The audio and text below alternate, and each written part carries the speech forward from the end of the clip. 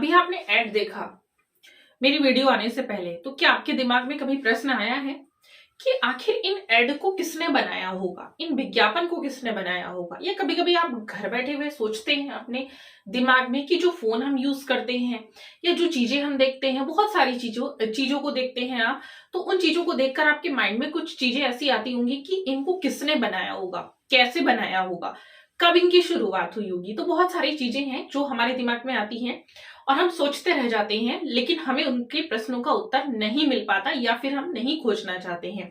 तो देखिएगा, प्रश्नों के उत्तर तो सभी के हैं, बस थोड़ी सी मेहनत करनी होती है और उसी मेहनत को मैं यहाँ पर आज आपके सामने लेकर आई हूँ।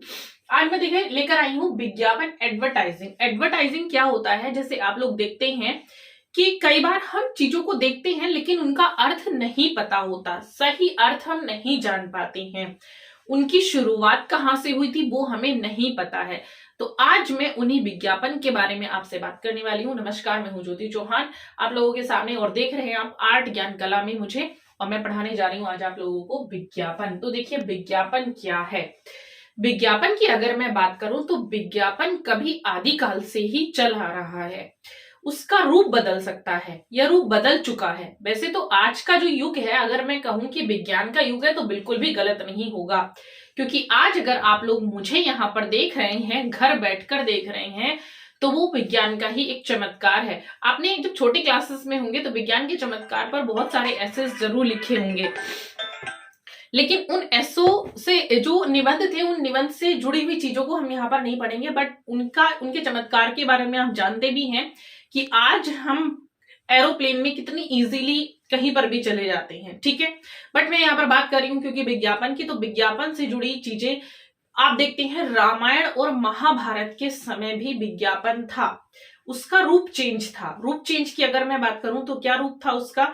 रूप था, आपने देखा है कि अगर जैसे स्वयंवर है या फिर यज्ञ की तैयारी की जाती थी तो उस समय नगाड़े बजाए जाते थे, या खेल कूद के माध्यम से गांव वालों को या फिर ढोल नगाड़े बजाकर गांव वालों को सूचित किया जाता था या प्रजा को सूचित किया जाता था। तो वैसे ही आज देखेंगे, आप भी देख रहे हैं हमारे सामने ही इस विज्ञापन का कितना रूप चेंज हुआ है। आपके सामने पोस्टर लगाए जाते थे, होर्डिंग्स लगाए जाते थे, किसी भी चीज को प्रदर्शित करने का जो माध्यम था वो विज्ञापन कहलाता था, ठीक है। जो किसी भी चीज को हम प्रदर्शित कर रहे हैं, अपना प्रचार कर रहे हैं, प्रचार प्रसार का जो माध्यम है वो क्या कहलाएगा? विज्ञापन कहलाता था, ठीक। आज विज्ञापन आप देखते हैं, रेडियो में देखते हैं, टीवी पे देखते हैं, अपने फोन में देखते हैं, अपने यूट्यूब पर देखते हैं, वो सब एक प्रकार का एडवर्टाइजिंग या विज्ञापन है। तो चलिए बात करते हैं विज्ञापन की। देखिए मैंने लिखा हुआ है विज्ञापन, और विज्ञापन क्या है?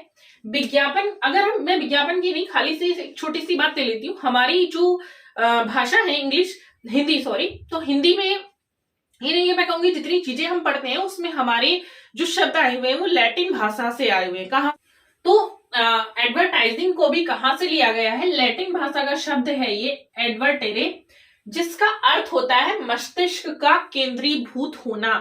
मतलब आपको एक विज्ञापन दिया गया है, आप किसी भी चीज का प्रसार कर रहे हैं, प्रचार कर रहे हैं, तो आपका जो मस्तिष्क है सीधा उसकी ओर केंद्रित हो जाए, तो वो कहलाता है विज्ञापन, ठीक है।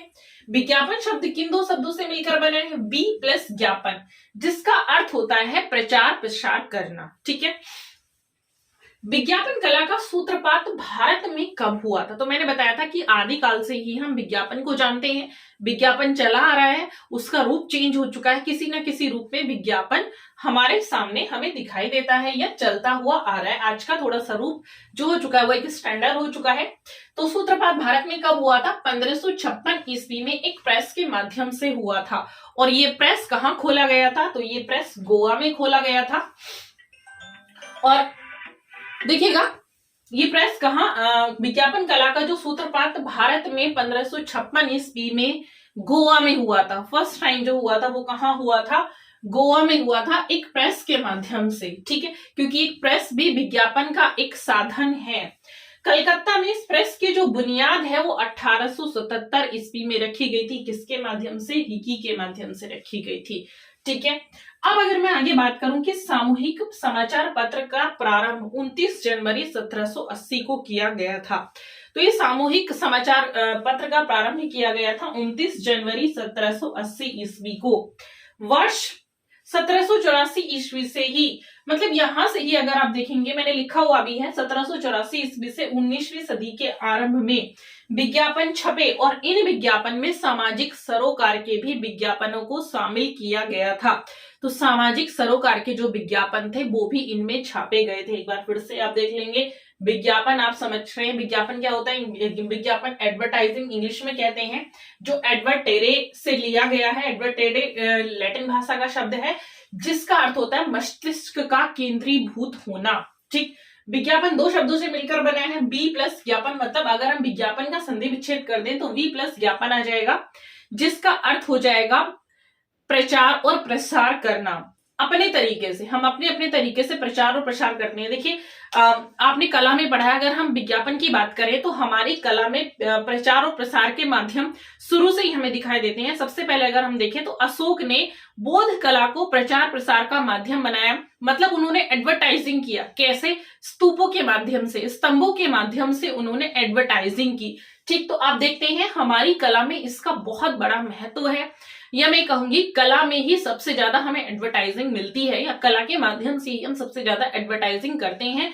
इसीलिए हमें कला को जरूर पढ़ना चाहिए और इसीलिए कला में एडवर्टाइजिंग को डाला गया है। ठीक, देखिए ये वैसे तो हरियाणा के एग्जाम के लिए इंपॉर्टेंट है, बट एक गुड न्यूज आप लोगों के लिए है कि केवीएस की जो एग्जाम है उनकी डेट आ चुकी है, तो आप लोग तैयारी अच्छे से कर रहे होंगे। आई होप वैसे ही करते रहें।